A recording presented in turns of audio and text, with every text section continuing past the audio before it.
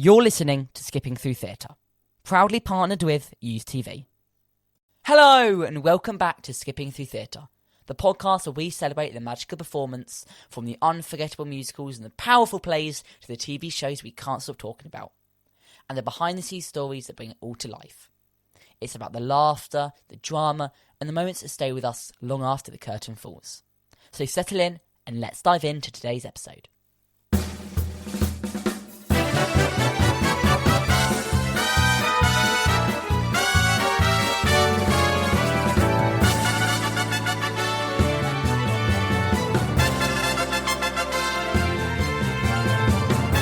Hello everyone and welcome back to Skipping Through Theatre. I'm Nathan. And I'm Maddie. Today we have such an exciting guest joining us. You might know him from the West End, where he played Mrs Doubtfire in Mrs Doubtfire the musical. And he'll be reprising the same role on the UK and Ireland tour starting this August. It's the brilliant Gabriel Vick. Gabriel, welcome to the podcast. Hello guys, thanks for having me on.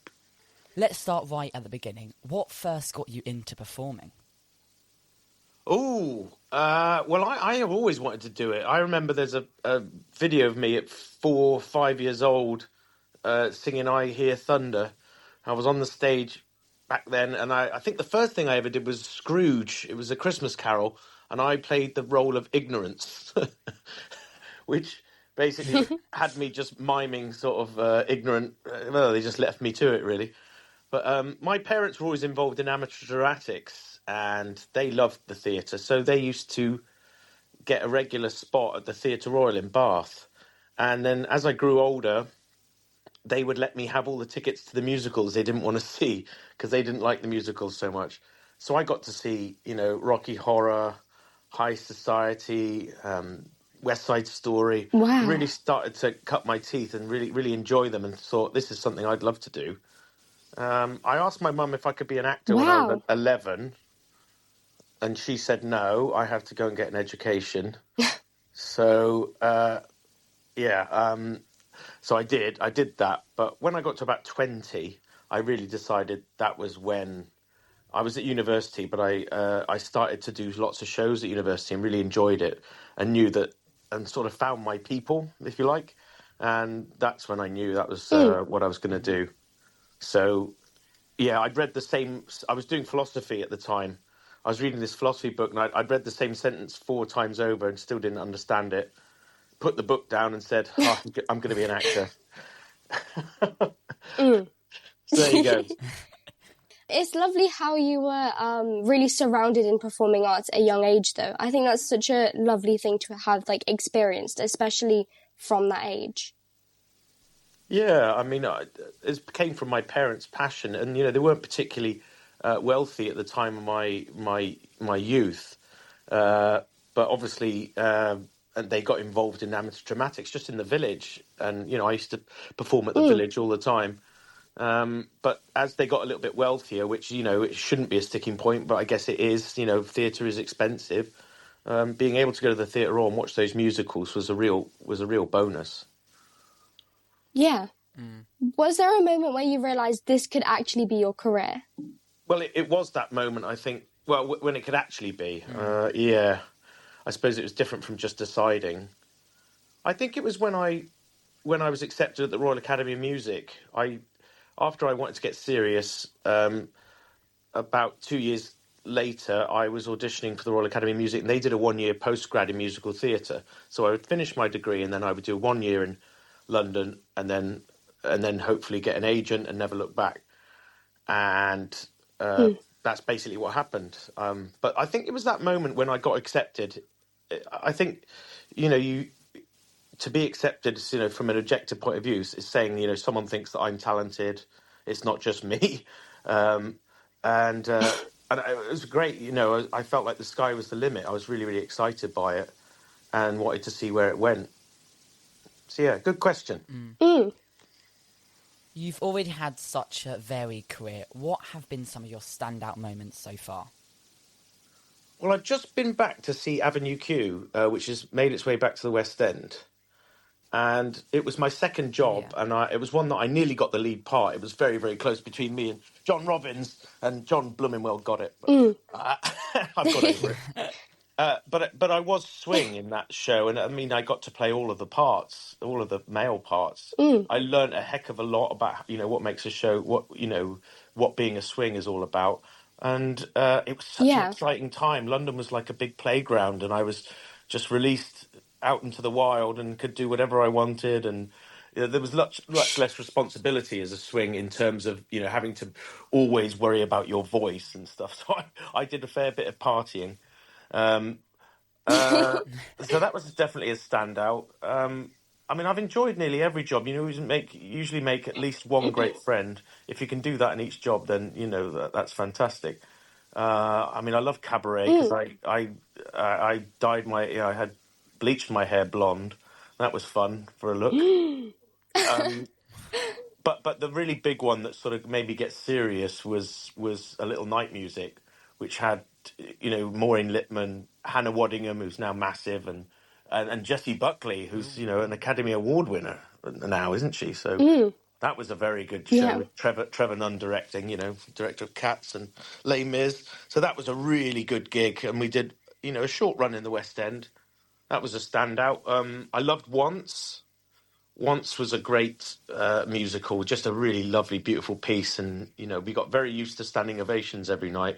And I had 5 lines in it, which was really hard for me because I've got so much energy.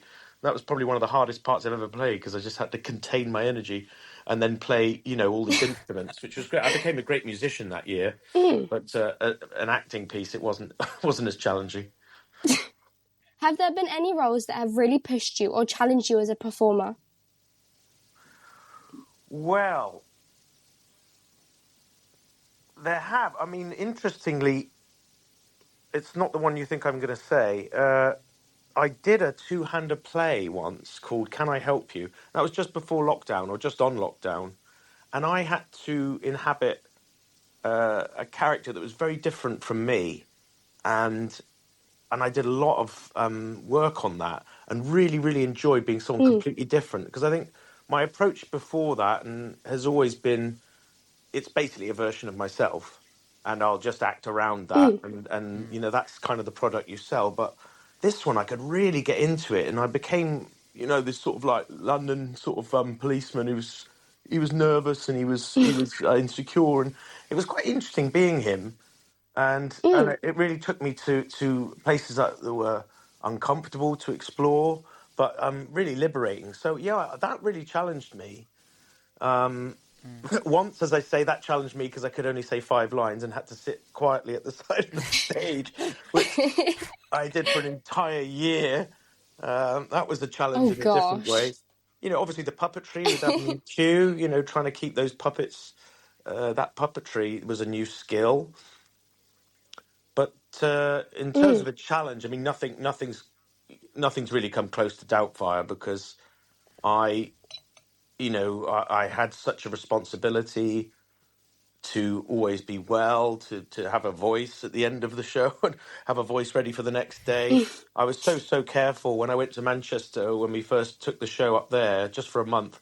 I didn't drink, I didn't go out, I didn't do anything apart from drink water and rest. Because I didn't want to throw away my shot, and so I learned. Yeah. And I learned through the West End run where there was some times that I could relax, but it was always a challenge because you never knew when your voice might not be so responsive. Always the winter, the blooming winter. Always it just close. I asked Beverly Knight about it to drop a name. She just says your voice just closes up a little bit. And it just becomes harder to recover. It's so a physical challenge and physical also in the voice, and a mental challenge as well. It was just so much to keep going, just to be able to replicate that performance over and over again. So yeah, I'd still say Doubtfire is the greatest challenge. Yeah. Why am I doing it again? Now we have to talk about Mrs Doubtfire. How did you first get involved with the show in the West End? Well, it wasn't in the West End at first. It was in Manchester. So I heard that it was coming in. This part had come in, and I was at the time I was writing a one-man show. I was determined to make my mark somehow. I just turned 40, and I was like, right, well, I want this career to happen, and I've either got to make it happen or something's going to come in. So I made myself open to the possibility that I could get this role, but I didn't get an audition. I had to really fight to be seen. I knew that there was something in me, and a role like this was right, just right down my street with all my skill set. Including the puppetry. There's puppetry with blooming Ratty and Mousy. And, playing musical instruments. There's a bit, not to spoil it too much, but there's a beatbox. There's a loop machine, and that's musical. Yeah. But I had to talk to. I knew the MD from Sunny Afternoon. He was also being the MD for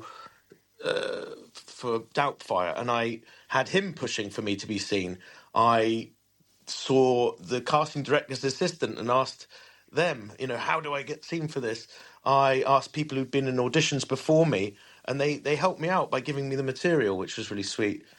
So I started to work on it, and then I started to see there's a moment where I improv lots of voices, and on the sheet of paper it was just 4: Yoda, Gollum, Trump, and Borat. And I thought, no way, I'm going to hit them with everything I've got. So, because I knew that manic energy was what they're after, and I've been blessed with this manic energy like Robin Williams.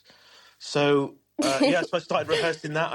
I would video myself all the time, like video the audition, 15 minutes at a time, me doing all of the material, and then watch it back and work on it. I think video is a really useful thing. Anyway, so by the time I got the audition, of course, I had 1 week to prepare. The audition did finally come in, and they'd only given me 1 week. So if I'd only had 1 week to prepare, there's no way I would have been at the standard that I was when I went in. Yeah. And we were still in the throes of the Omicron virus at that point. So the American team only had a week to see people and get it cast, which was probably to my advantage. So I went in on a Saturday, and I think they were really impressed. I think they just thought, oh my God, this guy's got the right energy, and I could feel it went really well.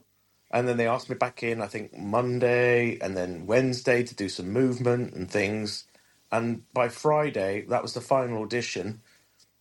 And I went in, there was another guy there who looked exactly like Robin Williams. I was like, oh my God, I hope he's not really, really good. Because he just looked like, carbon copy, looked like his son. And then, I got it by Friday. There was a bit of toing and froing. I knew something was up because they did ring and say, what's his availability like for Broadway? And there was talk of me going to Broadway at one point to cover Rob, who was playing the role, for me to get familiar with it. But it never materialised. But I knew then that something was very positive. And then I heard I got it at the MD's house, and I sort of fell on the kitchen floor and, laughed myself silly. And then they flew me to America, and that was all very glamorous. I felt very important, and I watched the show a couple of times and got really, really excited about it. Yeah, so I think it's really good that the fact that you really familiarized yourself with the role, and obviously, I really think it definitely showed how much effort you'd put into it. And I genuinely think it's such an amazing thing about how it shows how committed you are. And I feel like a lot more people need to do that, if you get what I mean.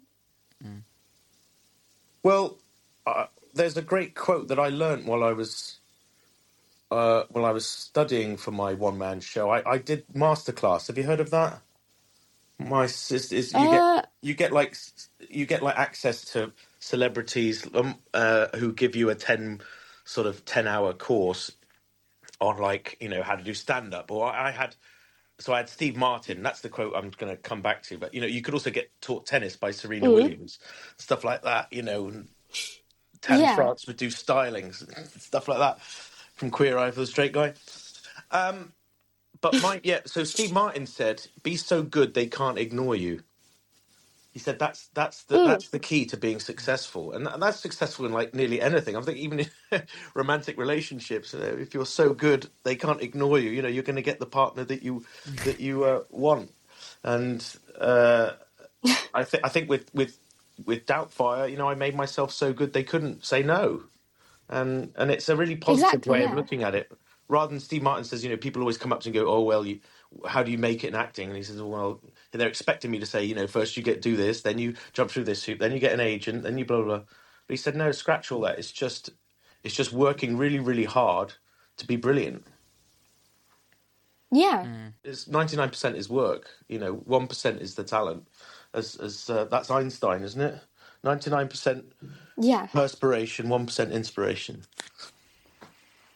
Yeah. Especially because Mrs Doubtfire is such an iconic character. Well, yeah, and that's the great thing to my advantage is that she's the star. So it meant that they didn't have to cast a star in the role, which helped me because, you know, while I'd had a good career in musical theatre, I hadn't taken on a role that big in that bigger show, you know, knowing that it would probably come to the West End. So yeah, she is the one that's well known, and when we're going to tour around the country, you know, I think people are buying tickets because they know her and they love that film, and that's what they want to see. I'll be a lovely bonus, of course. They're going to get the original West End actor in it as well, but I don't think people are that fussed. How did you approach the role when you first played it? Without fear. I think you know, a lot of people, I get asked all the time, how do you step into Robin Williams' shoes? You know, those are big shoes to fill. Things like a lot of stuff about his shoes. I don't know. I never really cared for his shoes very much. But I always felt that I could work in addition to what he'd already done. You know, I always say I'm standing on his shoulders. So, you know, he's got my shoes on his shoulders. Because I'm able to take the character further and to a different realm, and it was never really a musical, was it? The film, it has musical moments, but he, you know, I just felt that he was passing the torch on, and that I was doing something different with it, but something that was respectful as well. So yeah, and I would add the bits of Gabe that were in there rather than, you know, trying to do a Robin Williams impression. Although I do like to make the voice quite like the Doubtfire voice, because I think that's what people want to hear. I think that's, you know, I would want to hear that if I was going to watch it. So yeah, that was my general approach. Was just embrace what's already there, and then let your own personality take it further. Yeah, I think that's the best thing to do, especially because you're obviously not the original character, and I think that they need to know, not necessarily adaptations, but like you need to bring your own personality into it to enjoy it more. Yeah, the other thing is like get the audience feeling at ease, and I think like when the show, the way the show opens is it's just me in a vocal booth, and I love that bit because I hope that I relate to the audience, don't worry, I've got this. You're going to have a great time with me and everyone else on the stage, you know, but you don't have to worry about feeling awkward or, you know, this is going to be a great night. And, you know, if you can start them laughing and feeling comfortable and seeing that you're an accomplished performer with no fear, then, you know, it sets the audience up to be able to relax and just really enjoy themselves. Yeah. And now that you're returning to the role for tour, do you think anything will feel different the second time around? Ooh, I don't know. I think it will feel different when we go to.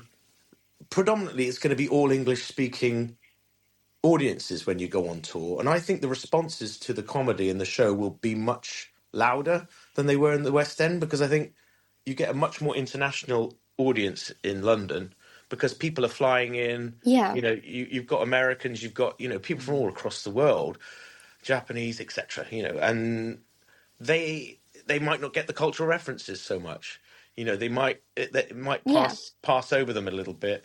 They won't know, you know, what certain impressions are and all of that. So I think, and from what I've heard from other people I've spoken about touring, is they said it can get very raucous on tour. So I'm really looking forward to that element, you know, having the audience perhaps be a bit more of a 12th man, a bit more of a live factor, which is why we love live performance. You know, we want every audience to have to feel involved, feel like it's special just for them. Yeah. Because I think it definitely shows that, like, an audience is more engaged, especially if they're genuinely getting themselves involved. Yeah, well, it's just like I think we might try that on tour. We might try just a little bit more audience interaction, like make them feel more involved. Because I watched Paddington the other week, which was great. And they have a bit where they get the audience to sing one of the songs along with them. You know, they just sort of teach it, and there's nothing to do with nothing to do with what's going on stage. You know, it doesn't make the logic of it doesn't really make any sense, but it really works as a.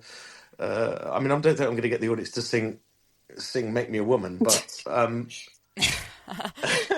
but I think there's you know, it just, if there's an element of unknown in there. And that if I shouted out, you know, what's your name or something to someone, you know, that is then special to that audience. And then, you know, we can build some kind of joke around that person or callbacks. And then it truly is, you know, a unique performance. So, yeah, I'm looking forward. I think it'll be different in those two ways. Yeah. But you still get the same show, you know. I don't think it's going to change much from what's in the West End. Just maybe some moments to involve the audience a bit more. And I think the reactions will be a little bit crazier. I mean, can you imagine it in Glasgow? It's going to be fantastic. Yeah. It's going to be different stages as well. So I guess you need to get more used to them as well. Yeah, definitely. Oh, what, all the different dimensions and places we're going to be. Well, I mean, I don't know. I've seen a lot of these places because we've been doing some promotional work. But you know, the Edinburgh Playhouse is 3,000 seats. You know, it's just enormous. You know, wow. Shaftesbury was only 1,300. You know, some of these places are 2.5, 3,000 seaters. So yeah, it's going to be quite an amazing.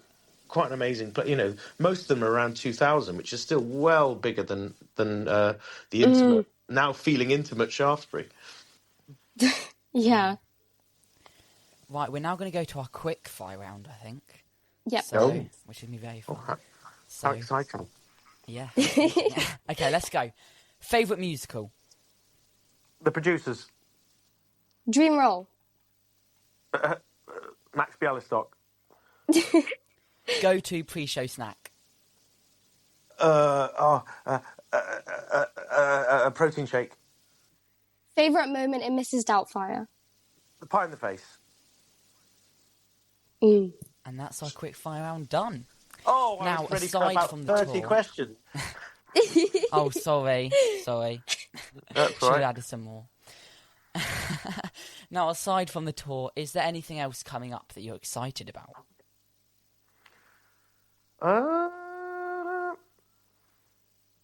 Well, I mean, I was really looking forward to Paddington, and that's now come out.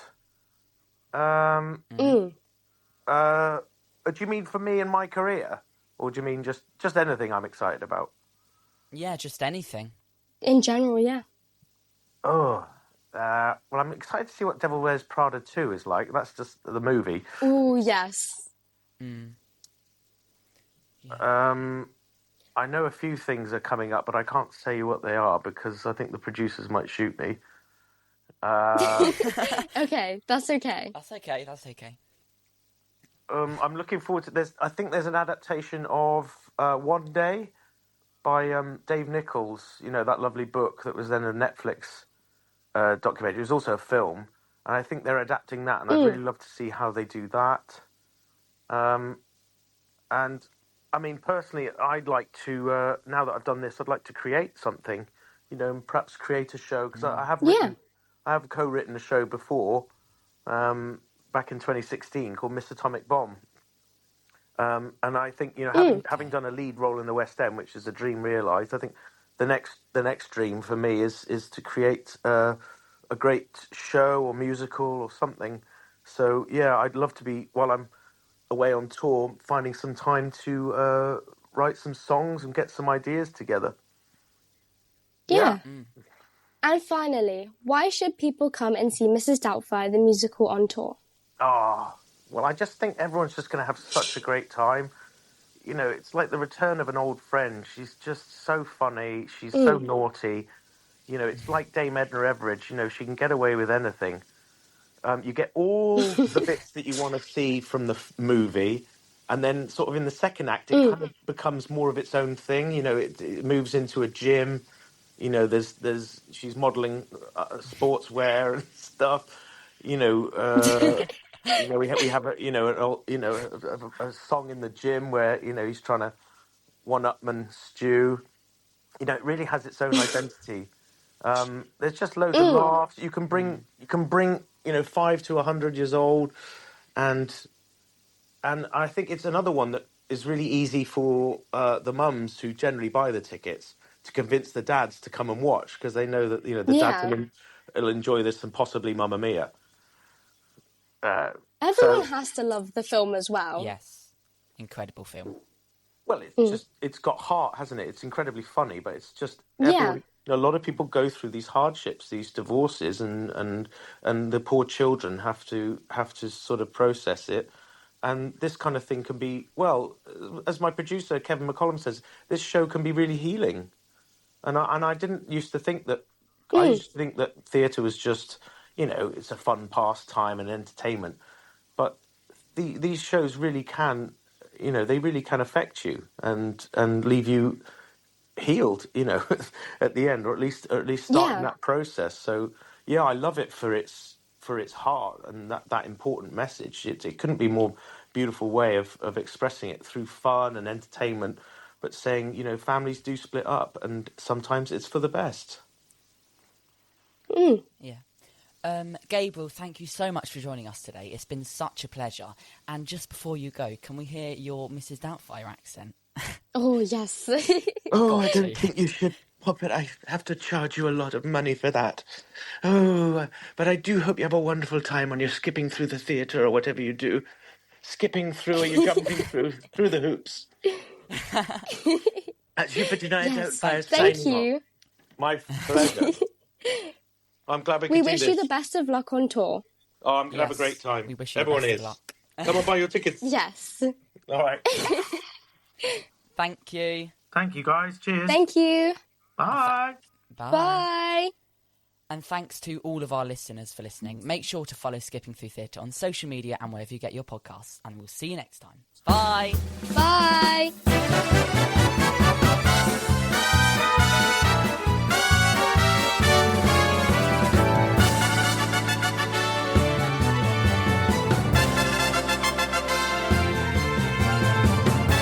You're listening to Skipping Through Theatre, proudly partnered with Use TV.